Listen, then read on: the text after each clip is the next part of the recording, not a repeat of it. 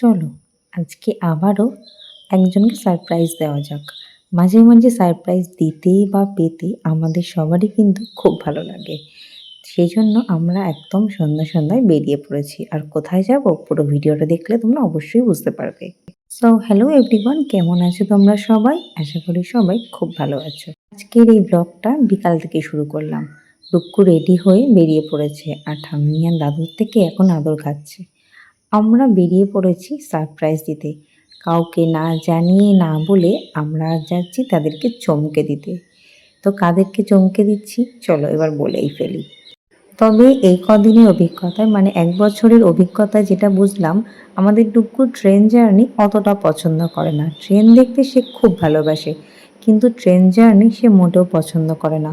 ১০-১৫ minute থাকার পর সে একটু কান্নাকাটি করে, বিরক্ত হয়ে যায়। আর তাকে এন্টারটেইন করার জন্য তার বাবাইও একদম তার সাথে লেগে পড়ে। যাই হোক, আর এখন আমরা ট্রেনে আছি। বেশ খানিকক্ষণ বসে থাকার পর ও আর একটুকু বসতে চাইছিল না। এজন্য ওকে নিয়ে দাঁড়িয়ে পড়েছি আর এখন আমরা নেমেও পড়লাম। তো আমাদের ডেস্টিনেশন এখন হয়তো তোমরা এই স্টেশনটা দেখে অনেকেই বুঝে গেছো। আর আমরা চলে এসেছি আজ রিষড়াতে। ওই যে বললাম সারপ্রাইজ দেবো, হ্যাঁ আজকে আমরা দিদি বাড়িতে এসে চমকে দেব। আর আমি দিদিকে আজকে একটা ছোট্ট সারপ্রাইজ দিতে চাইছি ডুক্কুকে নিয়ে গিয়ে। কারণ হচ্ছে আগামীকাল শকুন্তলা মায়ের ১৩৭তম পুজো। আর সেই উপলক্ষেই আমি দিদির বাড়িতে চলে আসছি। ওরা অনেকবার বলেছিল আসার কথা, কিন্তু আমি সবাইকে না করে দিয়েছিলাম, যেহেতু ডুক্কুর শরীরটা দুদিন আগে একটু খারাপ ছিল। এমনকি মা বারবার বলাতেও আমি বলেছিলাম না, এবছর আসতে পারবো না, নেক্সট ইয়ার যাব। কিন্তু ওই যে মন মানে না, মা বারবার বললো, তাই ভাবলাম ঠিক আছে ২ দিনের জন্য তাহলে ডুক্কুকে নিয়ে ঘুরে আসি। আর আমার শকুন্তলা মায়ের কৃপায় ডুক্কু শরীরটা একটু ভালো আছে। তাই জন্য আমরা কাউকে না বলে না জানিয়ে ভাবলাম একটা সারপ্রাইজ দিই। তাতে যাদের বাড়ি যাচ্ছি তারা ভীষণ আনন্দ পাবে। তারপর স্টেশন থেকে নেমে মিষ্টি নিয়ে আমরা টোটোয় উঠে পড়েছিলাম। আর এখন টোটো থেকে নেমে গেছি ওদের গলিতে। আর যেহেতু আমরা বিকালের টাইমে এসেছি আর এখন একটু সন্ধ্যার মুখে, কারণ বিকালের টাইমটা এলে ডুক্কুকে নিয়ে একটু ফাঁকায় ফাঁকায় আসা যায়। তো চলো, গলিতে তো নেমে গেছি টোটো থেকে, এবার একটু এগিয়ে যাওয়া যাক, দেখি ডুকুর বম্মাসি কি করছে। তো চলো দেখি, দরজা তো খোলাই আছে, তো আস্তে আস্তে ঢোকা যাক।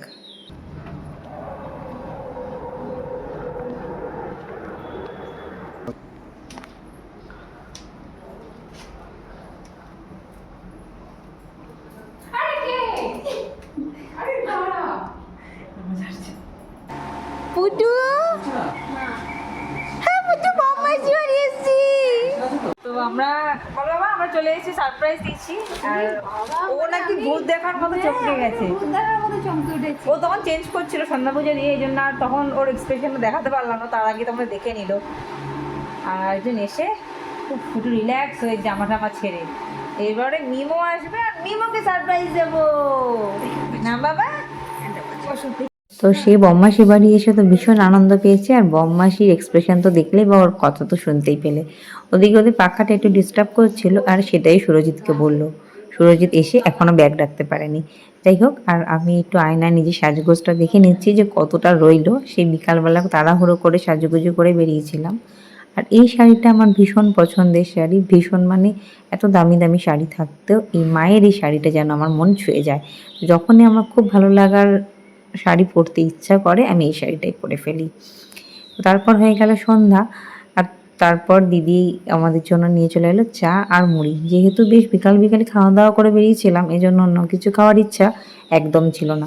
দিদি অনেক কিছু বলাতেও আমি বললাম চা আর মুড়ি নিয়ে, সেটাই হয়তো আমাদের এই সময় ভালো লাগবে।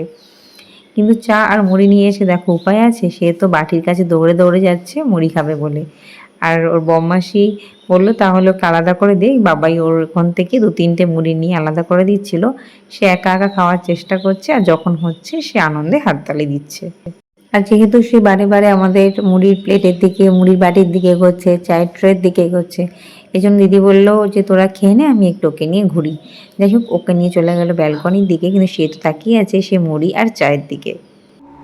আমরা করব ফাইট, লাইট লাইট লাইট, আমরা করব। আর এখন আমরা একটু ওকে নিয়ে ডুক্কুকে নিয়ে রাস্তায় ঘোরাঘুরি করছি। একটা কথা আছে খুব স্পষ্টভাবে মনে হলো, যে যাকে ভালোবাসে তার আওয়াজ সে দূর থেকে অনুভব করতে পারে। গোপালদা অফিস থেকে ফেরার খানিকক্ষণ আগে দিদিকে ফোন করেছিল। অনেক দূর থেকে ডুকুর আওয়াজ শুনতে পেয়ে গোপালদা বলেছিল যে আমাদের দুষ্টু এসেছে। তো আমরা বলেছিলাম না, মানে দিদি না করে দিয়েছিল, কিন্তু সে বারবারই বলছিল হ্যাঁ দুষ্টু এসেছে।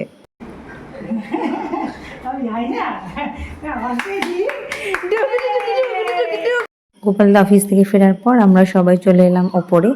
আর সে তো এখন এটা সেটা দেখাচ্ছে। মিমো চলে এসছে আর তার চিন্তা নেই, এখনও পুরোটা সময় মিমোর সাথে ঘুরবে আর খেলবে। আর এদিকে সুরজিৎ এখন বসে স্ন্যাক্স খাচ্ছে। তারপর চলে এলাম নিচে। ডুকুর যেহেতু রাতে ডিনার টাইম হয়ে গেছে, তাই আজকে ভাবলাম যে রুটি না খাইয়ে ওকে একটু সুজি খাইয়ে দেবো। এই জন্য রাতের খাবারটা করে নিয়ে একটু ঠান্ডা করছিলাম। আর ওদিকে দিদি রাতের ডিনার আমাদের রেডি করছিল। টুকুকে খাইয়ে আমরা চলে এসেছিলাম ওপরে।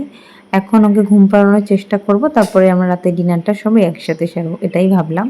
আর প্রতিবারের মতো গোপালদা এখন এসে মশারি টানাচ্ছে, যেটা সবসময় করে থাকে, এর আগেও হয়তো তোমরা ব্লগে দেখেছো।